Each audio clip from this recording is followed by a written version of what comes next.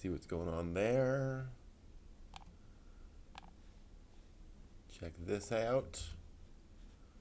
Always checking that out. See if we get anything down here. Get that refreshed. Cool. See what's going on in the Amane News side of things.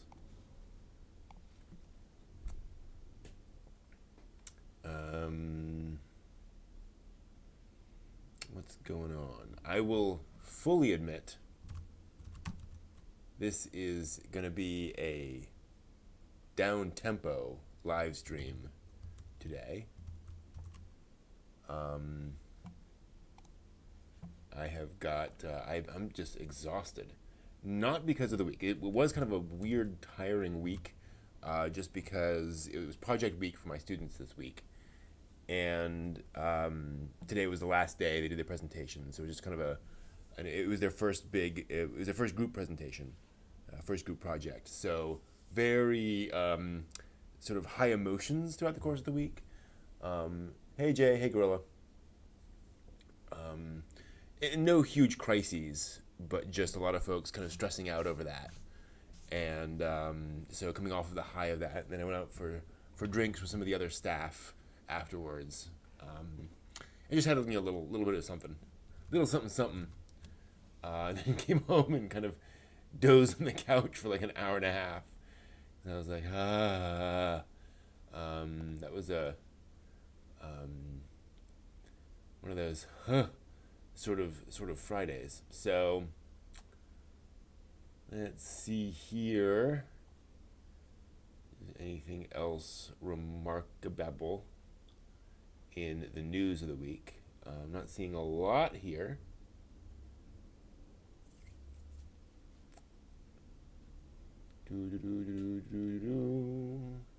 Various licensing news, as is always the case.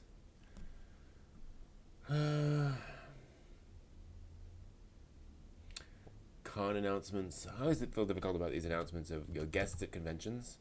Nothing against conventions. Nothing against guests at conventions, but it's kind of like, how many people are going to care that, voice actor A was at this one convention in, New York.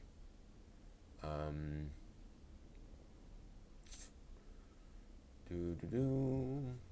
might be worth noting.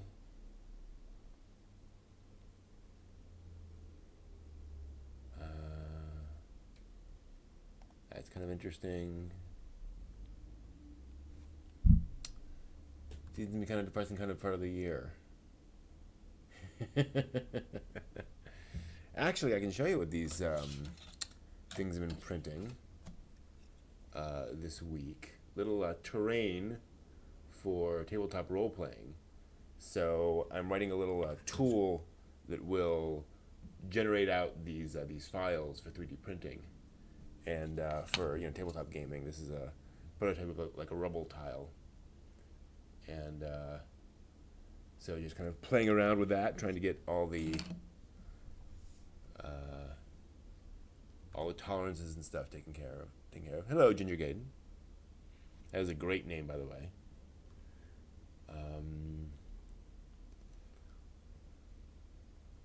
And this voice actor has been announced for this show. It's like, well, okay. I'm sure the fans of that are happy, but not really too relevant to the average fan. Okay, so we're only really seeing a couple of things.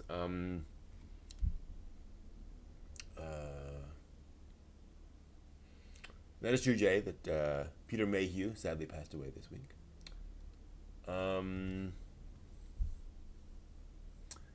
Yeah, this season's anime, I don't know if I call it lackluster. Certainly there weren't many shows that appealed to me. But then my tastes are weird. So these are for D&D. These would be for D&D games. So you'd put your little miniatures on here, and basically the idea is you'd print a bunch of these, and then you could lay them all out in whatever structure you want for a dungeon or a castle or what have you. So trying to get a bunch of things together, and then I've got bags full of these things in the other room, which I can then pull out for a D&D campaign and like combine to create maps of various places. And so this thing I'm building is basically just an online tool where you can plug and play different things, and then and you say I want a wall here, and I want I want a 2x2 square with walls, and then cobblestone textures on for the floors, and then you can either download the file to print yourself or send it to an online uh, place to have them 3D printed for you. It's pretty cool. In fact, it's on Geek Archaeology. So if you go to, I wonder if I can do this.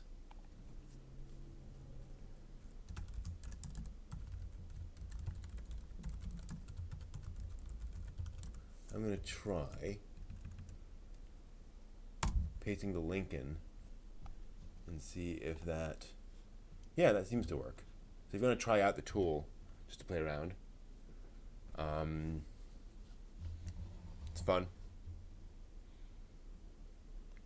Currently dealing with a bizarre little technical problem where, so if I do this, for example, if this piece is actually technically 5 different objects, one for each of the tiles, and then one for the base.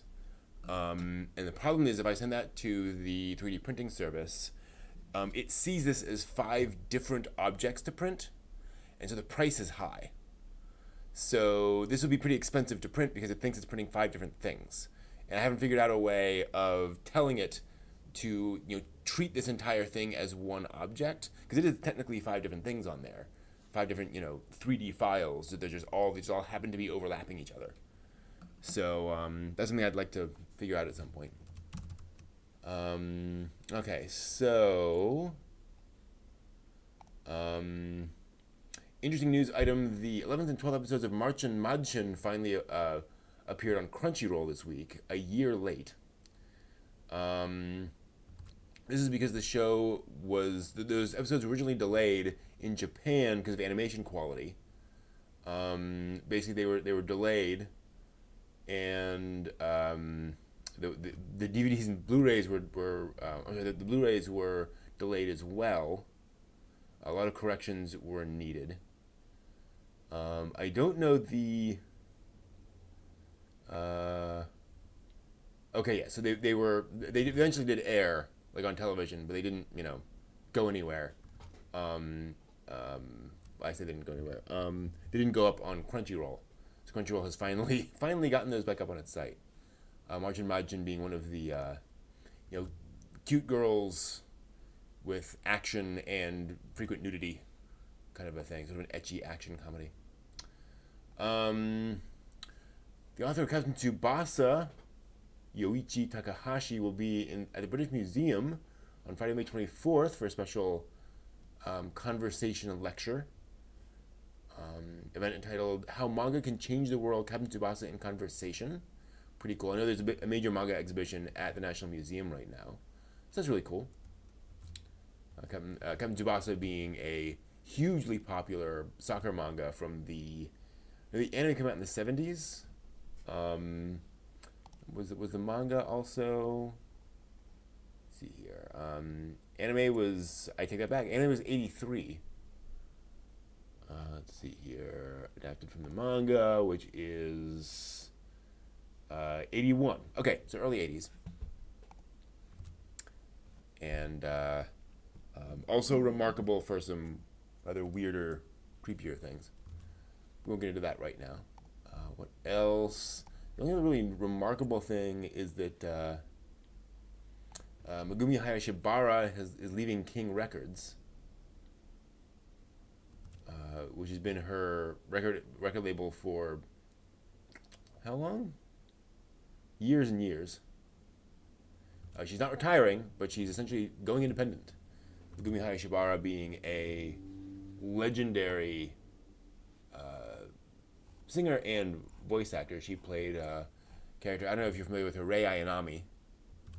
Fairly well known. So she was that. She was Chris McKenzie in Gundam 0080. She was some of the other big ones. She was Ash in Pokemon, so fairly well known there. Ranma Saotome, female in Ranma. The other big ones here. Lena Inverse in Slayers. Do do do do do. And other various and sundry things. Those are kind of the big ones, pretty big ones. She was Hello Kitty in a number of things. So she's also Ai Haibara in Detective Conan. Not sure who that is. I've only seen very small amounts of Detective Conan. Also Nuku Nuku in all-purpose cultural cat girl Nuku Nuku. So definitely one of those very well known voice actors from the classic period. Not done much of any anime work recently. I'm sure she came back for the Eva movies. How are those listed? Are those listed as yeah?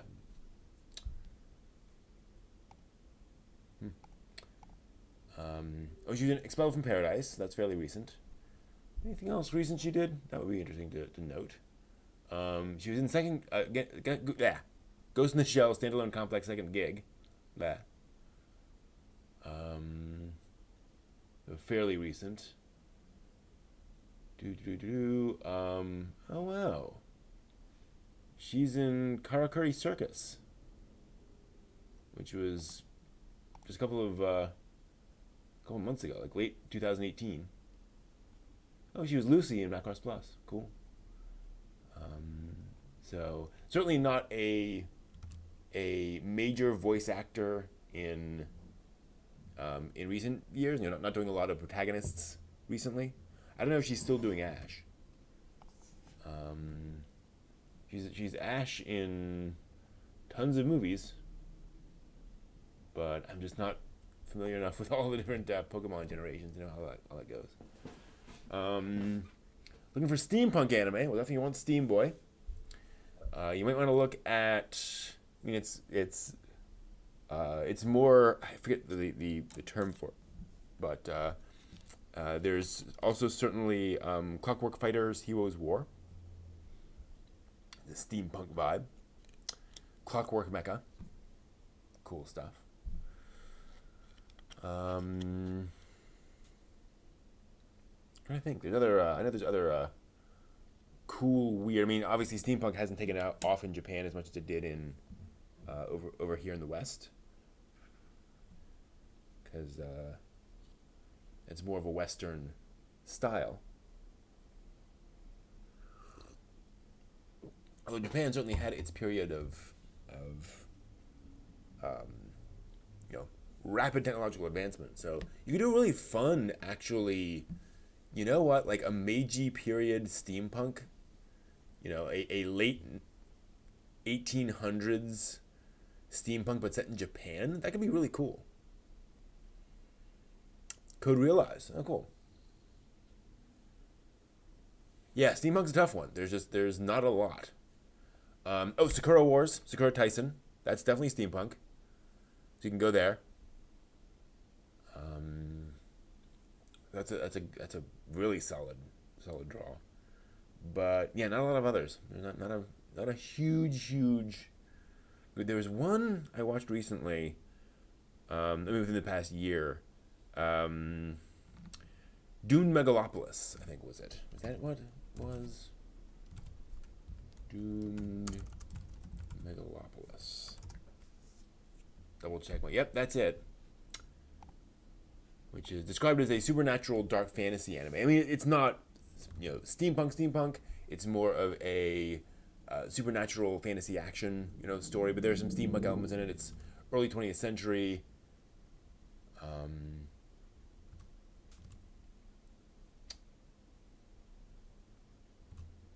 And pretty cool. What else is steampunkish? Dealing with early 20th century tech. Let me submarine stuff. I don't know. One of the problems there too is that early 20th century topics tend to be very colored by what Japan was doing in the early 20th century. So it's a more touchy subject for Japanese history. Bungo Stray Dogs, interesting. Hmm.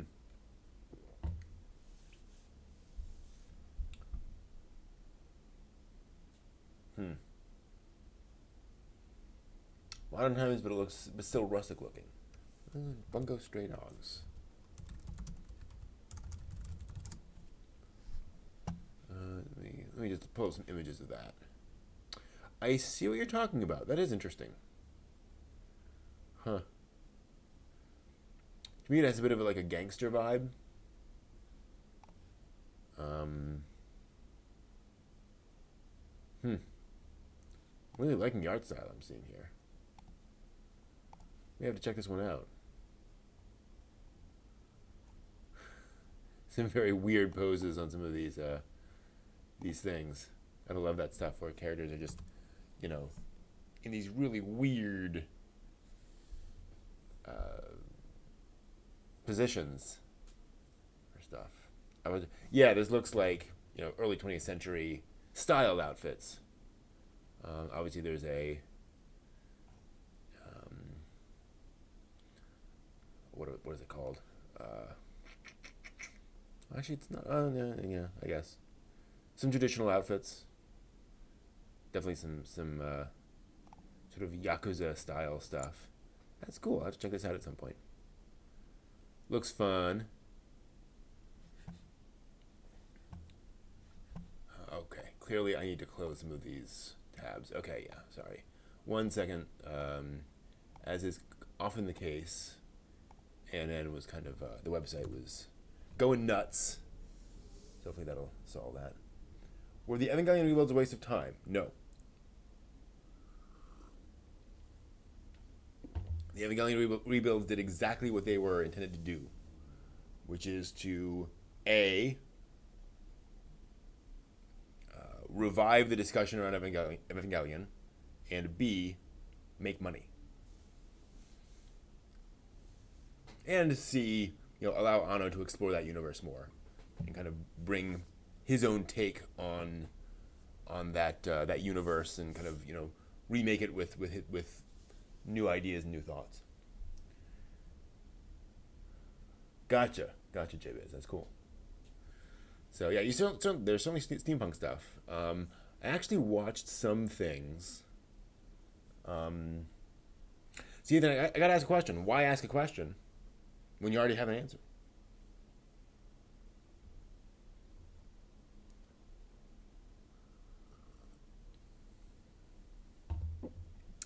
Um, yeah, I got like partway through the original Sakura Wars OVA, and actually it had trouble playing on my DVD player. This is back in the day when the DVD format was still evolving, and there were some DVDs that didn't play very well on certain DVD players, and that OVA, I think it would play like the first episode and then bounce back out. Like it just wouldn't play other episodes. Maybe there's some way throughout the menus, but just the menus were all screwed up. So one of these days, I would like to finish the Sakura Wars OVA. It was really lovely done, lovely work.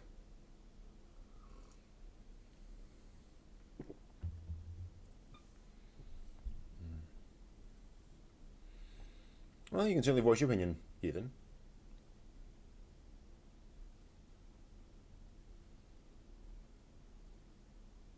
But yeah, there's we're all about voicing opinions here.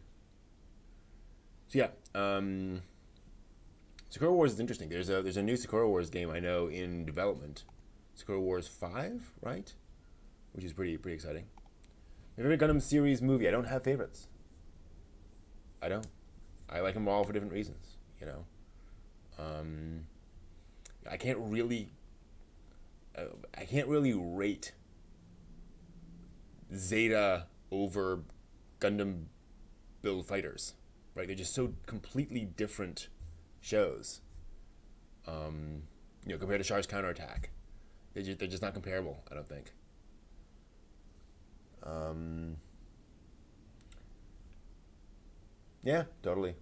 Worth collecting. Lots of other different things. It's one of the things I love about Gundam, by the way, Heathen Deluxe, is that it is such a relatively diverse franchise that you can get in because you love Gundam Wing, and then you'll come across 0083, and then Double Zeta Gundam, and they're just pretty different things within that universe, and you can really find things that take that franchise in completely different directions. It's one of the, I think, strengths of Gundam is that it doesn't have to be the same thing all the time. Every work can be its own thing. Thunderbolt is just this very grim, dark thing, right? And that can be for the grimdark fans. That's great. Did you ever play C. Steins Gate? I watched the first episode of Steins Gate. Was fascinated and intrigued. I've not played the video game. I actually tried getting the video game, the visual novel, working on an old computer, but I couldn't get it to run. Like, I actually installed it, like it started and then just crashed. So probably having something to do with my configuration or whatever. But yeah, I have not gotten. Obviously, I had it patched for the English and all that kind of stuff. But I've certainly heard that Steins Gate is a modern classic. Like, if you're gonna get into visual novels, that is one of the visual novels in anime as well to get into. So it is absolutely one of the greats in that sense.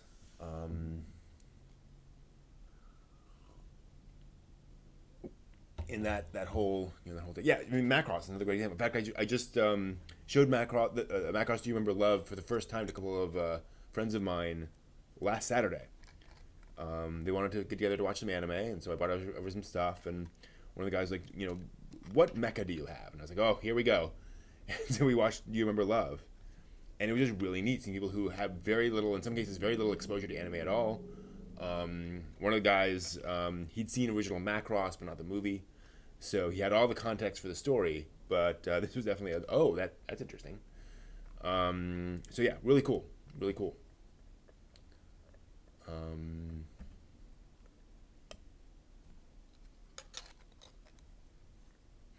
Macross is gonna have to go a while more before it catches up with Gundam. There's a lot of Gundam out there. I mean, there are like 14 Gundam TV series. But yeah. Actually, it's interesting rewatching that because this was my second time watching the movie, maybe third time watching Do You Remember Love, and that end sequence goes on a little too long. It just goes on and on and on and on without anything really changing. It's just visuals being thrown at you for the entire time, and it's gorgeous. But the plot is just they kind of make their point and then keep on making the point over and over and over again, and then an ending sequence. Something that I did not have a problem with the first two times I watched it, but watching it with these folks, I'm like, yeah, I can see that. Hey, Mike. Well, that's the thing. You don't need to watch all of Gundam. It's again one of the things I love about Gundam is that you can watch one or two. So much of Gundam is relatively self-contained, where Gundam Wing and Endless Waltz. That's it.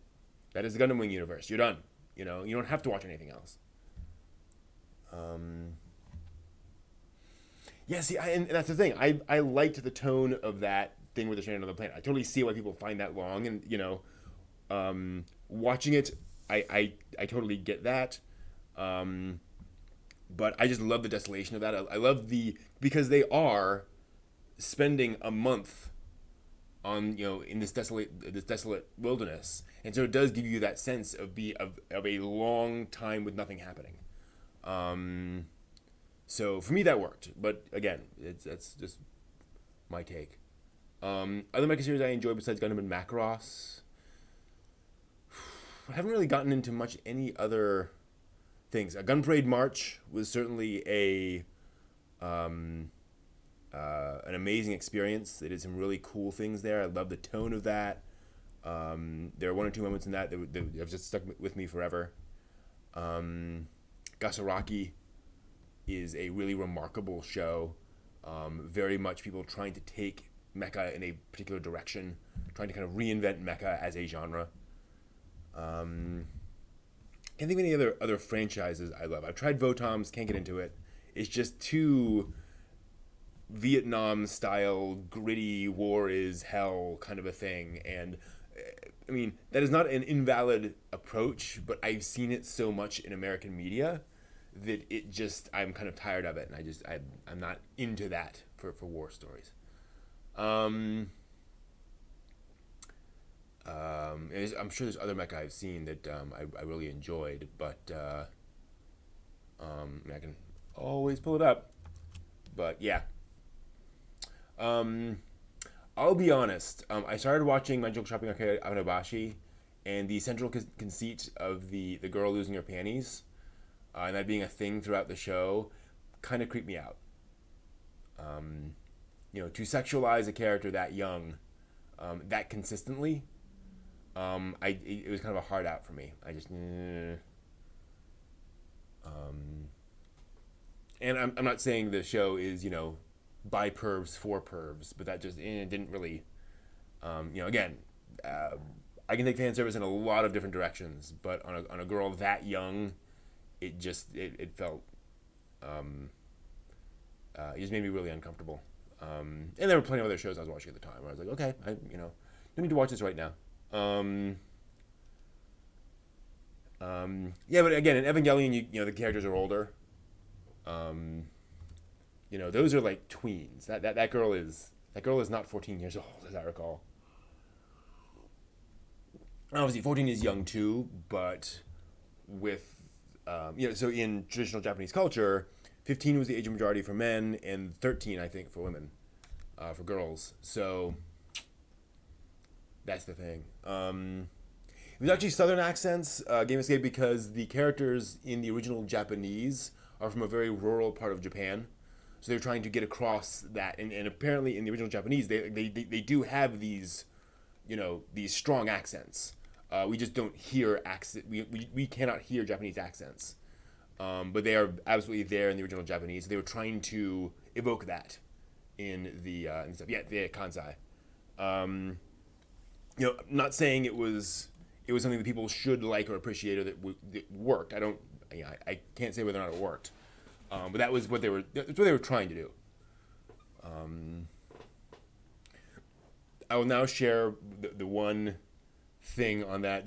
Some very weird anime? Yes, Jay. I'll get to that in a minute. One of my favorite moments for that in anime, for accents, there's an anime called Some Days Dreamers, which I generally describe as Kiki's Delivery Service, the TV show, except the protagonist is in high school. So in this world, there are various people with magical powers. Those powers manifest at some point during adolescence, usually, at which point the adolescent is sent to train, and it usually happens to people whose parents have powers. Then the adolescent is then sent to train with some other sort of senior witch, which is a gender-neutral term in this universe. And so this girl her mother is this fairly powerful witch in the country, and her powers manifest, and so she's sent out to I think to Tokyo, to apprentice under a senior witch out there. And you see her coming in and talking to people and engaging with, this is her first time in the big city, and she's kind of experienced everything, and she's very polite, she's very nice, she's a very easy to appreciate main character. And like near the end of the first episode, she's kind of settling in, and the phone rings, and somebody calls down and says, hey, there's a phone call for you. She says, oh, that's interesting. And she goes upstairs, and they say, it's your parents back home. She says, oh, thank you very much. And the person leaves the room, and she picks up the phone and says, hi, Mama, how y'all doing? And has the rest of the conversation in this strong Southern drawl, and then puts the phone down, and then goes back out and says, thank you very much for the for you taking the phone call for me. And for the rest of the show, she does not manifest that accent because the show is all about she's moved to the big city, and she doesn't want to look like a country bumpkin, and so she's very much, speaking with an average kind of an accent and hiding that southern accent, and it just becomes a perfect way of getting across what she's struggling with as a person. This sort of identity crisis between I'm from the country but I'm in the city, and I'm trying to appear reasonably sophisticated or not appear unsophisticated. But you never have to say that, right? That is not a direct thing said to the viewer, but just by using that little bit of dialogue, we get it. We understand where she comes from. And again, by having that strong southern accent, hi mama, you get exactly where she's coming from, and that prejudice that she would face if she spoke like that at a restaurant, right? People would go, I know where you're from. Very weird anime. Let's start with Spring and Chaos, which is a biography of Kenji Miyazawa, a famous Japanese poet, in which everyone's a cat because anime. Let's see here. There's The Sensualist, which is an adaptation of a famous Japanese novel, old novel, like hundreds of years old novel, about a guy who goes around and has a whole bunch of affairs with various women. And it is PG-13, but he and these various women very much physically enjoy their company, which is all presented visually through symbolism, through imagery of lotus petals opening and ripples on water and things like that. So it's completely symbolic anime of all that stuff happening, with interspersed with these scenes of actual people walking around. So it's really interesting seeing people trying to represent physical intimacy through symbolism, and not in a crass way, not in just suddenly they cut to a train entering a tunnel. So that was really interesting, but definitely odd. Angel's Egg. I think everyone's. I think if you're here, you there's a good chance you've heard of Angel's Egg. Not that you have to have heard of it, but it's kind of famous among weird anime circles.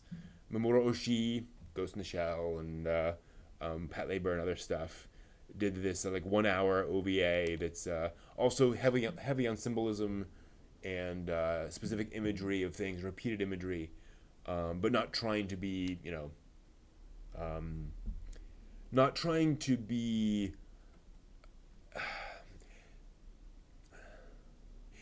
It's very poetic, right? Where there's a plot, things happen, but it's not pulled together by hero accepting a quest and going off and saving the world.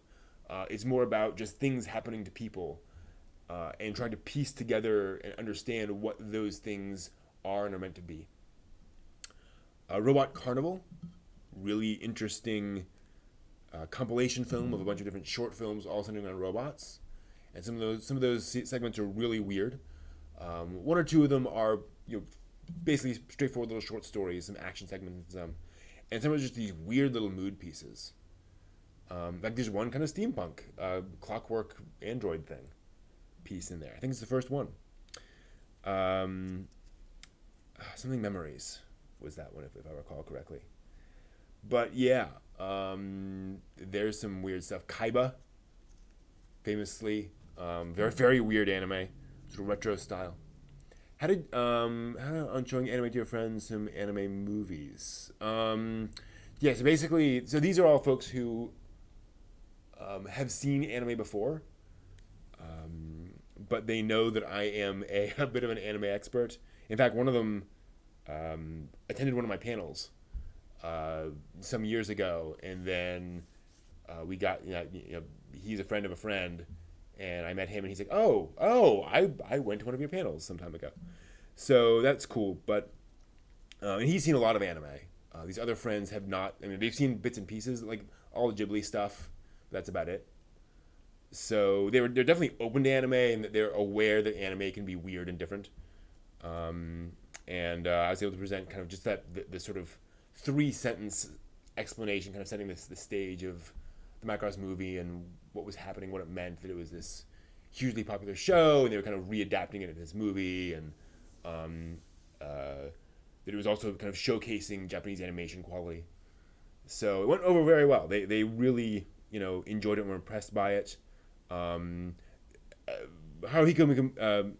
Mikimoto, his character designs are definitely distinctive. And again, watching it again, I realized, wow, there's not a lot of other anime series that look like this. Particularly because, those designs in the TV series are much more standardized. They look much more like traditional anime character designs of the time. But in those movies, they have these big, tall, these like elf ears practically, heavily, heavily stylized. Not bad, just definitely distinctive. And so that was something that they commented on, just being, interesting. But yeah, that's pretty cool. It's interesting, introducing anime to fans who, again, they don't know much anime, but they don't know really any modern stuff. Like, they're not watching One Punch Man. They've seen Kiki and Totoro and Mononoke, so they don't have that kind of bias for the new that a lot of current fans have, and so you can kind of expose them to anything, and they're interested and intrigued. Mob Psycho 100 would look as weird to them as Captain Harlock, right? Just everything would be different. So yeah, they were definitely open. I'm probably gonna move on to Moro Hosoda's films. Have them watch that, and especially because one of those guys is a big Digimon fan, so that's just a natural progression to that. So yeah, did well. We might do some more. I might suggest that we do like a monthly anime night, where we watch some interesting anime film, or an OVA or something.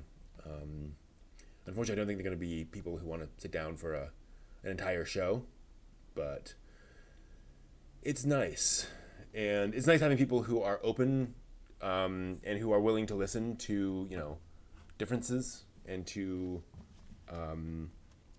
somebody who kind of knows this stuff, but also I'm just saying that because it's interesting, because some folks, when they find out that I'm familiar with anime, kind of shut down because they assume that I'm going to force feed anime down their throats, right? Or that I'm going to show them like really weird, obscure stuff or whatever. And it's just nice having people say, I'll give you my preferences and my tastes, but I can kind of trust you to choose things that'll be interesting, that'll be remarkable. Absolutely, Legend of the Overfiend, clearly the next thing we have to watch.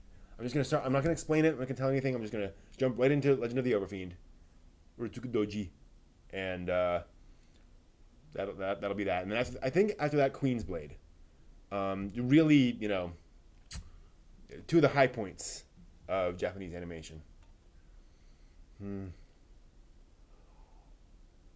We actually watched Legend of Crystania a couple months back, as a little group, which is basically like a D&D movie, an anime D&D movie, and because we're also all D&D players, so that was fun, but that is a very fast-paced movie. They're kind of cramming a bunch of stuff into it, and some really off-the-wall stuff happens in that movie. So, like, we're glad we watched it. We enjoyed it, but it was definitely one of those. Okay, let's at least balance this with classics, and not do completely. I don't know. So, Legend of Kasshani is kind of like a pulp novel where it's fun in its own way, but ultimately you kind of consume it and then move on.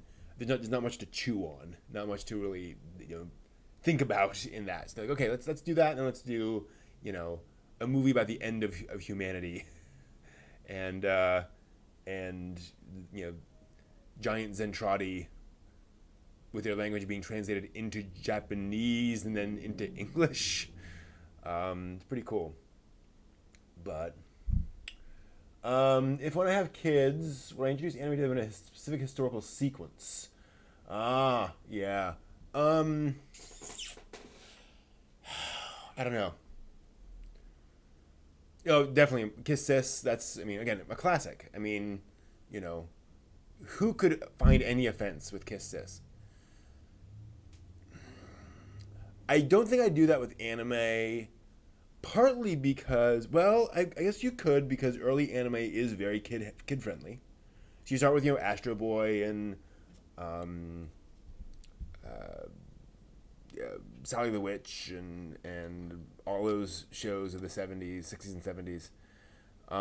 So I guess you could do that in terms of appropriateness, but then you hit the '70s and you get you know um, I mean very quickly you hit Galaxy Express 39s and Space Runaway Idion, which are dark, depressing shows.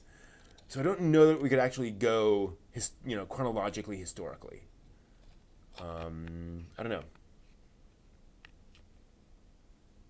Yeah, and that's one of the reasons I wanted to watch Kusania is because it was Ryutaro Nakamura, I think was his name, the director of Lane, doing that. Um, and I got to admit, you can see elements of the Lane kind of. If you look really hard, you can be like, okay, I can see where this is it. But it's the fact that he was the director of Lane is more or less incidental to that movie. There's no obvious um, visual or any other sort of tie-in between them. Not that I expected there to be like Lane references or Krishani references either way, but I was hoping there'd be I could glean something from that connection, but not really. But fun. Yeah, as with Jay, and I think that's the thing. It's the thing with a lot of things. I probably, if I had kids, I would figure out what they liked, and I would show them shows based similar to that. So, probably would start with Pokemon, right? It's kind of hard to beat that as a fairly kid friendly show, as long as you start with, okay, this is set in a very specific world where kids can wander around without adult supervision. Don't do that yourself, but do something like that. Do something really fun. Yeah, Doraemon. I think Doraemon's a pretty safe show to any kid. Nothing wrong with that. See, now you said. Actually, no. I should go to my anime list. Let's see here. Where's my anime? Where's my list of animes? There's Brent Newhall. Profile. Anime list. And of course, this is all going to be alphabetical. Isn't it? Yeah, more or less.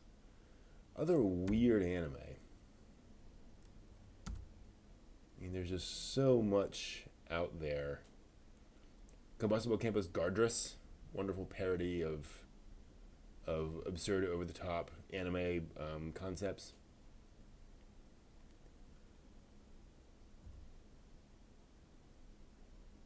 Some of these I honestly don't remember.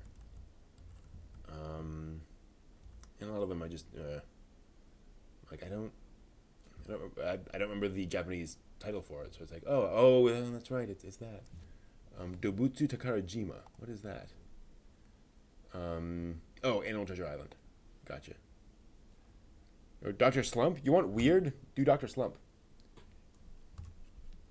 Early Akira Toriyama work with super strong android girl and just wacky adventures. That one's fun actually because there's a big Gundam parody. I think the second or third movie is a big Gundam parody. And so that's just fun to see. G9, there's a weird one. An entirely, if I recall correctly, that the one? Yeah, an entirely calligraphic anime. It was all made of calligraphic, strokes, animated. Really weird. Definitely abstract, and some nudity, like this. The calligraphic strokes are show this woman waking up and wandering around doing stuff, and she's nude, and the those strokes do a particularly remarkable job of representing the female human form. So, a lot of fun, cool, weird stuff out there. His and her. Not weird, but I love it. And I mean, you talk weird. Ghost in the Shell movie is pretty weird. Like I love it, but it's not your typical thing, right? Like, that is not your typical sci-fi film. So yeah, a lot of cool stuff out there. It's an interesting topic. Like, how do you get people into anime? And again, I do think it is by asking them what they like, not just in anime, but in general, and what genres do they like. If somebody loves, gangster movies, show them Bacano. If they love superhero movies, show them My Hero Academia or One Punch Man. That can be their in. And then I think the other important thing is I think folks often think I'll find an in, and then that person will become an anime fan and they'll watch everything, and that's not always the case. Often that'll be their in, but you still need to kind of ease them in. Right? They're not going to jump from that to your favorite anime. They still got to find the shows that they like. They're not gonna love everything immediately. So it's worth kind of going from that. And again, it's where you can go, okay, you like that. Now let's try some of the Ghibli stuff. Let's try some Hosoda movies. Let's move more towards the center of anime, and see what you enjoy out of the more family friendly, stuff that kind of anyone has a decent chance of appreciating. Just not too niche. And then you can kind of get a sense of, okay, I like this about that. I didn't like that about this. This was too slow. This was too fast. And then you can kind of go from there. Maze. Ooh, here's a weird one. Maze Bakunetsu Jiku.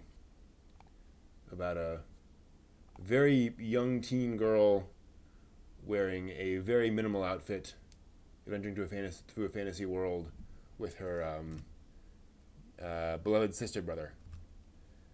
That's a bizarre one. Lots of fun, weird anime.